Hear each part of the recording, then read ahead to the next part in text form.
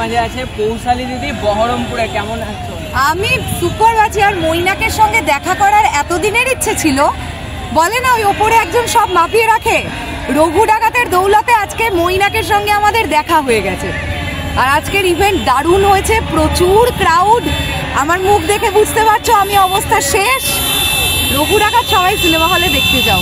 বল পৌশালী দিদি কেমন লাগলো বহরমপুরে এসে? ভীষণ ভালো লাগলো। আমি এর আগে একবারই বহরমপুর এসেছিলাম, মুর্শিদাবাদ থেকে ফেরার পথে অর্জুনের সঙ্গে দেখা করে গিয়েছিলাম। তোদের এখানে একটা মাঠ আছে, শেষ অবস্থা ভাই। এই সরি আলি অবস্থা মানে গরমে শেষ। ওখানে গেলে কেন? আমার তো ওখানেই খবর করার কথা। হ্যাঁ, কেমন লাগলো বলো বহরমপুরে এসে? খুবই ভালো লাগলো বহরমপুরে এসে, এবং এটা আমার দ্বিতীয় টাইম বহরমপুরে আসা।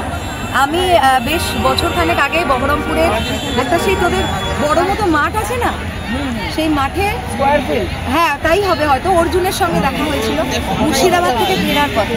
এটা সেকেন্ড টাইম। আমার খুব চোখের সামনে দেখার ইচ্ছে ছিল মোহন টকিজকে, যে কোথায় এরকম রাত্রিবেলার শো হাউসফুল যায় ভাই। মোহন টকিজ দেখেছি, মৈনাকের সঙ্গে দেখা হয়ে গেছে, হেভি আনন্দ হয়েছে। খুব ভালো থাকো দিদি। Thank you so much. Thank you.